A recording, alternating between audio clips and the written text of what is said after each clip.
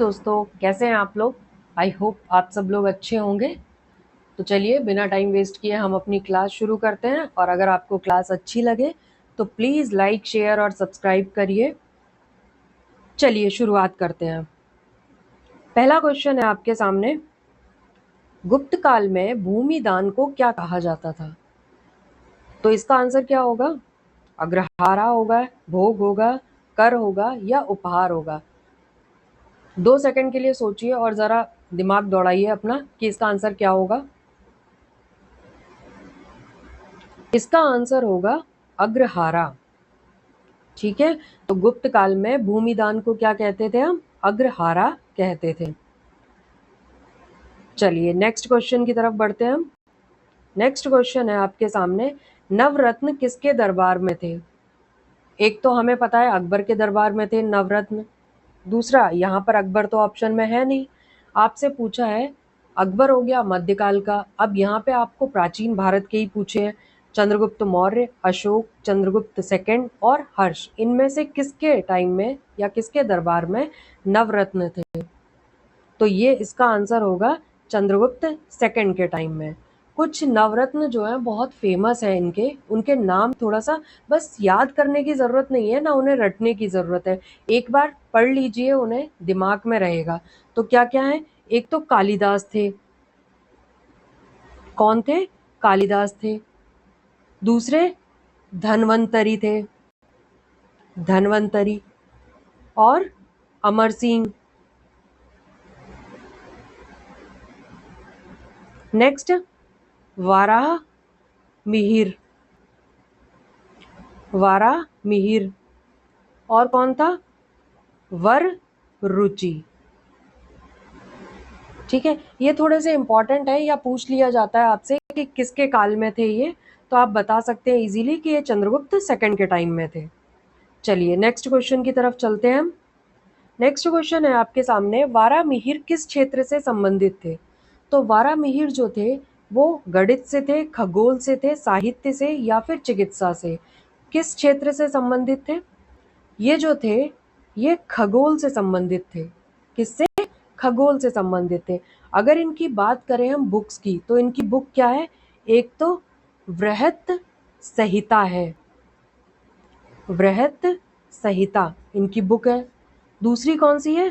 पंच सिद्धांतिका, सिद्धांतिका, पंच Siddhantika. Clear हो गया? तो ये वृहत संहिता और पंच सिद्धांतिका किसकी है? वारामिहिर की है। किनकी है? वारामिहिर की है। चलिए अब आगे बढ़ते हैं हम। देवी चंद्रगुप्तम किसकी रचना है? देवी चंद्रगुप्तम कालिदास की है, विशाखदत्त की है, वाणभट्ट की है या फिर पाणिनि की है। तो ये जो बुक है ये है आपकी विशाख दत्त की। जो देवी चंद्रगुप्तम है इसमें क्या है, जो गुप्त वंश के शासक थे रामगुप्त और उनकी पत्नी ध्रुव देवी, और रामगुप्त का छोटा भाई क्या था? कौन था? चंद्रगुप्त सेकंड। इनकी कहानी पर आधारित है। ठीक है, चलिए नेक्स्ट क्वेश्चन की बात करते हैं। वैसे भी बुक्स के अंदर क्या है या डिटेल में क्या है वो नहीं पूछा जाएगा, कौन सी बुक किस राइटर की है वो आप लोगों से पूछा जाएगा, तो इसे ध्यान रखेंगे। हूण आक्रमण किस काल में हुआ था? हूण आक्रमण किसके काल में हुआ था? हूण आक्रमण हमें पता है, हम कई सारे क्वेश्चंस हमने सॉल्व किए हैं हूणों पर। ठीक है, ये था गुप्तों के टाइम में।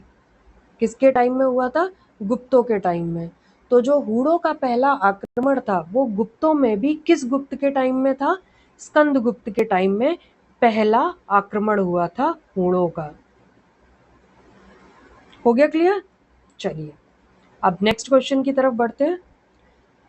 इनके नोट्स के मैं बार बार आप लोगों से कह रही हूँ, अगर नोट्स की पीडीएफ चाहिए तो आप लोग प्लीज़ टेलीग्राम चैनल पे जाइए और वहाँ से डाउनलोड कर लीजिए। सब कुछ फ्री है आपके लिए, डोंट वरी, आप लोग टेंशन मत लीजिए। चलिए नेक्स्ट क्वेश्चन देखते हैं हम। हर्षवर्धन का साम्राज्य कहाँ तक फैला था? पूरे भारत में था, उत्तर भारत में था, दक्षिण भारत में या पूर्व भारत में? तो जो हर्षवर्धन का साम्राज्य था वो उत्तर भारत में था। अगर हम इसकी नॉर्मल सीमाओं की बात कर लें तो उत्तर में पंजाब और जालंधर से लेके हिमालय तक का क्षेत्र जो था वो हर्षवर्धन के अंडर में था। पूर्व में हम बंगाल और असम तक जाता है ये। पश्चिम की बात करें तो ये गुजरात तक है, ठीक है। और दक्षिण में ये नर्मदा नदी के तट तक था, क्योंकि नर्मदा को पार नहीं करने दिया था हर्षवर्धन को। किसने नहीं पार करने दिया था? पुलकेशिन सेकंड ने नहीं पार करने दिया था। हो गया क्लियर? चलिए नेक्स्ट क्वेश्चन की तरफ बढ़ते हैं हम। हर्ष ने कौन सा धर्म अपनाया था? जैन, बौद्ध, शैव या वैष्णव धर्म? तो वेल फेमस नाम है हर्ष, और हमें पता है कि कौन सा धर्म अपनाया था हर्ष ने? बौद्ध धर्म अपनाया था। हर्षवर्धन ने क्या किया था? प्रयागराज में महामोक्ष परिषद महामोक्ष परिषद का आयोजन किया था।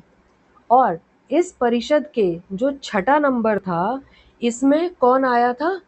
हेनसांग भी शामिल हुआ था। तो अगर पूछ लेता है आपसे कि हेनसांग जो है किस महामोक्ष परिषद में शामिल हुए थे, तो वो छठे महामोक्ष परिषद में शामिल हुए थे। चलिए नेक्स्ट क्वेश्चन की तरफ बढ़ते हैं हम। इत्सिंग किससे संबंधित है? इत्सिंग किससे संबंधित है, या इत्सिंग कौन था?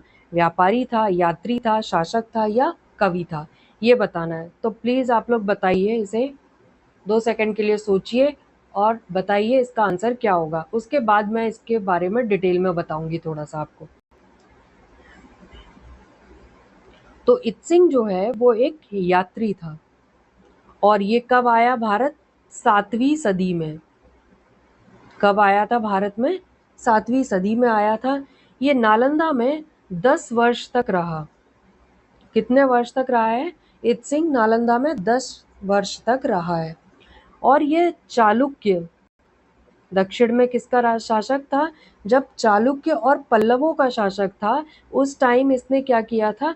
दक्षिण की यात्रा की थी। किसने की थी दक्षिण की यात्रा?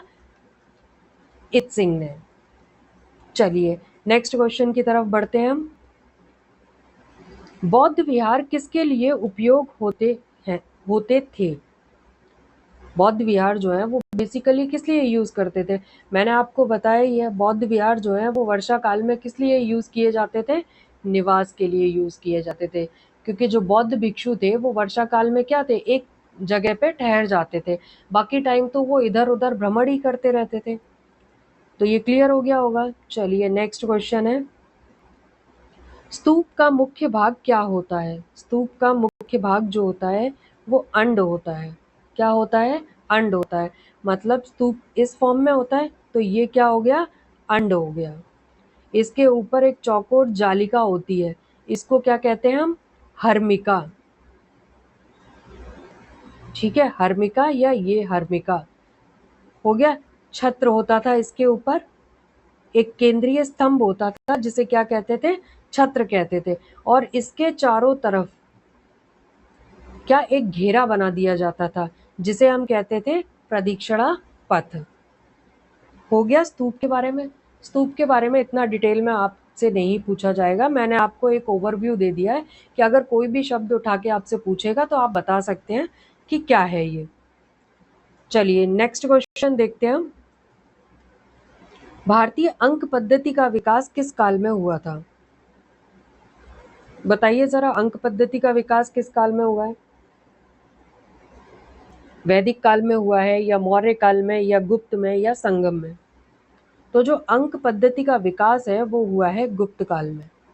देखो इसमें कॉन्ट्राडिक्ट है कि जो अंक पद्धति की नींव है वो तो वैदिक काल में रख दी गई थी, ठीक है। फिर इसका धीरे धीरे विकास हुआ, लेकिन इसका जो सुव्यवस्थित विकास था वो गुप्त काल में हुआ है। क्लियर हो गया? तो अगर नींव की बात करता है तो वैदिक है, और अगर विकास की बात करता है तो सुव्यवस्थित विकास जो है वो गुप्त काल में हुआ है इसका। चलिए नेक्स्ट क्वेश्चन देखते हैं हम। लोहा का उपयोग भारत में कब शुरू हुआ? तो लोहे का उपयोग जो था, इस क्वेश्चन को छोड़ूं या नहीं छोड़ूं? चलिए बता देती हूँ आपको मैं। लोहे का उपयोग भारत में उत्तर वैदिक काल में हुआ था। कब हुआ था? उत्तर वैदिक काल में। और उत्तर वैदिक काल की टाइमिंग क्या है? 1000 बीसी से लेकर 600 बीसी तक है। बीसी का मतलब होता है ईसा पूर्व, तो कंफ्यूज मत होइएगा, ठीक है। तो काल क्या होता है उत्तर वैदिक काल का? 1000 से 600 बीसी होता है। इसी काल में क्या किया गया था? लोहे के औजारों का यूज किया गया था। और क्यों किया गया था? क्योंकि कृषि का विस्तार करना था, और कृषि के विस्तार के लिए क्या करेंगे हम? जंगलों को साफ करेंगे। अब जंगल इतनी आसानी से थोड़ी साफ हो जाएंगे, उसके लिए हमें क्या चाहिए था? लोहे का औजार चाहिए थे। इसी वजह से मगध जो था वो विकसित, बहुत ज़्यादा 16 महाजनपदों में विकसित था। क्यों विकसित था? क्योंकि वहां पर लोहा मिलता था, ठीक है। और अगर हम लोहे के साक्ष्य की बात करें कि कहाँ से मिले हैं, तो लोहे के जो उपयोग के प्रमाण हैं वो यूपी के अतरंजी खेड़ा, अतरंजी खेड़ा से मिले हैं। कहाँ से मिले हैं? अतरंजी खेड़ा से। चलिए नेक्स्ट क्वेश्चन की तरफ देखते हैं हम। नेक्स्ट क्वेश्चन है, पीजीडब्ल्यू संस्कृति किससे संबंधित है? पीजीडब्ल्यू संस्कृति जो है वो सिंधु से, वैदिक से, गुप्त से या फिर मौर्य से? ओके, तो किससे संबंधित है? पहले तो हम इसे क्लियर कर देते हैं आपको, पीजीडब्ल्यू संस्कृति है क्या है। ये क्या होती है? Painted grey, painted grey ware, या जिनको कहते हैं चित्रित धूसर, चित्रित धूसर मृद भांड, ठीक है, इन्हें कहा जाता है। और ये बेसिकली किससे संबंधित है? यहाँ मिस्टेक हो गई है, वैदिक नहीं है। यहाँ पर क्या है? वैदिक नहीं, उत्तर वैदिक काल में, उत्तर वैदिक काल में, ठीक है। और उत्तर वैदिक काल को हम क्या कहते हैं? लौह युगीन संस्कृति कहते हैं, ठीक है। क्या कहा जाता है? लौह युगीन संस्कृति कहा जाता है। चलिए नेक्स्ट क्वेश्चन की तरफ बढ़ते हैं। नेक्स्ट क्वेश्चन है आपका, एनबीपीडब्ल्यू संस्कृति किस काल से जुड़ी हुई है? अब एनबीपीडब्ल्यू क्या होती है? ये होती है northern black polished, black polished where, यानी कि उत्तरी काले पॉलिश वाले बर्तन। अब ये किस काल से संबंधित है? ये भी हमारे उत्तर वैदिक काल से ही संबंधित है। किससे संबंधित है? उत्तर वैदिक काल से संबंधित है। चलिए नेक्स्ट क्वेश्चन की तरफ चलते हैं हम। नेक्स्ट क्वेश्चन है, महाजनपद काल का समय क्या है? तो महाजनपद काल का समय क्या है? 1600 से 300, ये है महाजनपद, ठीक है। ये बात करें तो ये क्या है? वैदिक। और ये क्या है? उत्तर वैदिक। मतलब कि वैदिक काल है 1500 से 1000, 1000 से 600 है उत्तर वैदिक, और 600 से 300 है महाजनपद काल। क्लियर हो गया? चलिए आगे बढ़ते हैं हम। अजंता की गुफाएं किस नदी के पास हैं? अजंता की गुफाएं जो हैं वो किस नदी के पास हैं? गंगा, वाघोरा, नर्मदा या फिर गोदावरी? तो जो अजंता की गुफाएं हैं वो वाघोरा नदी के किनारे हैं। किस नदी के किनारे हैं? वाघोरा नदी के किनारे हैं। अजंता की गुफाएं हैं कहाँ? महाराष्ट्र में है। और ये गुफाएं जो हैं आपको बता दूं, चट्टान को काटकर एक घोड़े की नाल की आकृति में बनाई गई हैं। और ये किस धर्म से संबंधित हैं?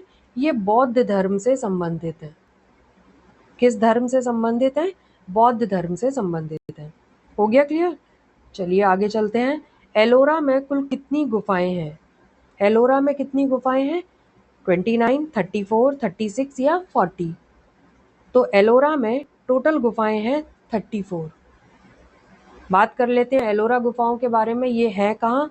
महाराष्ट्र में है। जो एलोरा गुफाएं हैं वो बौद्ध जैन और हिंदू तीनों धर्मों से संबंधित है। याद रहेगी ये बात। जो एलोरा की गुफा नंबर 16 है, इसे क्या कहा जाता है? कैलाश मंदिर, कैलाश मंदिर। तो कैलाश मंदिर जो है वो कौन सी गुफा है? वो गुफा नंबर 16 है। क्लियर हो गया होगा?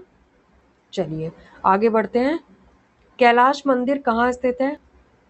अब इसका आंसर तो भाई आप ही को बताना है कि कैलाश मंदिर कहाँ है। मैंने अभी अभी बताया है, आप लोग कमेंट करके बताइए कि ये कहाँ है। चलिए आगे बढ़ते हैं हम। अमरावती स्तूप किस राज्य में है? तो अमरावती जो स्तूप है वो है आंध्र प्रदेश में। कहाँ पर है? आंध्र प्रदेश में। और ये जो है वो कृष्णा नदी के तट पर है।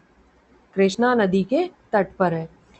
जो अमरावती स्तूप है इसे महाचैत्य के नाम से भी जाना जाता है। किस नाम से जानते हैं? महाचैत्य के नाम से जानते हैं।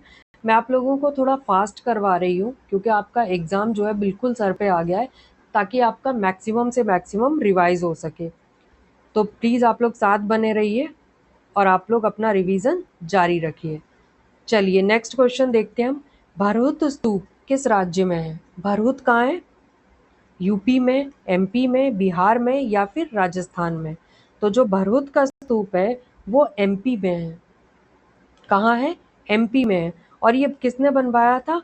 अशोक ने बनवाया था। किसने बनवाया? अशोक ने। चलिए नेक्स्ट क्वेश्चन की तरफ चलते हैं। संस्कृत भाषा का विकास किस काल में हुआ है? बताइए जरा, संस्कृत भाषा का विकास किस काल में हुआ है? वैदिक काल में, मौर्य काल में, गुप्त में या फिर संगम काल में? तो जो संस्कृत भाषा का विकास है वो हुआ है वैदिक काल में, क्योंकि संस्कृत भाषा का सबसे प्राचीन ग्रंथ किसको माना जाता है? ऋग्वेद को माना जाता है। किसको मानते हैं? ऋग्वेद को मानते हैं। क्लियर हो गया? और ये दुनिया का पहला ग्रंथ भी माना जाता है। दुनिया का पहला ग्रंथ है कौन सा? ऋग्वेद। आई थिंक क्लियर हो गया होगा आपको। चलिए नेक्स्ट क्वेश्चन देखते हैं। प्राकृत भाषा का प्रयोग किस में हुआ है? शिलालेखों में, वेद में, उपनिषद में या पुराणों में? तो जरा सोचिए और दिमाग दौड़ाइए कि प्राकृत भाषा का प्रयोग हम किस में करेंगे। प्राकृत भाषा का जो यूज है वो शिलालेखों में हुआ है। किस में हुआ है? शिलालेखों में। जो प्राकृत भाषा है वो मोस्टली शिलालेखों में तो है ही है, इसके अलावा जो बौद्ध और जैन धर्मों के ग्रंथ हैं इनमें भी प्राकृत भाषा का प्रयोग हुआ है। और शिलालेख तो पता ही है कि अशोक ने बनवाए थे, तो उसमें भी प्राकृत भाषा का यूज किया गया है। चलिए नेक्स्ट क्वेश्चन की तरफ बढ़ते हैं। पाली भाषा किससे संबंधित है? जैन धर्म से है, बौद्ध धर्म से है, वैदिक धर्म से है या शैव धर्म से है? तो जो पाली भाषा है वो संबंधित है बौद्ध धर्म से। जो बौद्ध धर्म का ग्रंथ है कौन सा? त्रिपिटक। इसकी रचना ही पाली भाषा में हुई है। किस में हुई है? पाली भाषा में हुई है। हो गया क्लियर? चलिए, तमिल ब्रह्मी लिपि किससे संबंधित है? उत्तर भारत से, दक्षिण भारत से, पूर्व भारत से या पश्चिम भारत से? अब देखिए इसका नाम ही बता रहा है कि तमिल ब्रह्मी लिपि पूछा है। तो तमिल कहाँ बोली जाती है? नॉर्मली साउथ में बोली जाती है, साउथ इंडिया में। तो कहाँ की होगी ये? दक्षिण भारत से संबंधित होगी। चलिए नेक्स्ट क्वेश्चन की तरफ बढ़ते हैं। प्राचीन भारत में सिक्के सबसे पहले किस काल में मिले हैं? तो प्राचीन भारत में जो सबसे पहले सिक्के मिले हैं वो हमें मिले हैं महाजनपद काल से। कहाँ से मिले हैं? महाजनपद काल से। तो आज के लिए बस इतना ही, मिलेंगे नेक्स्ट क्लास में। प्लीज़ अगर आपको क्लास अच्छी लगी हो तो लाइक, शेयर और सब्सक्राइब करिएगा। चलिए, थैंक यू।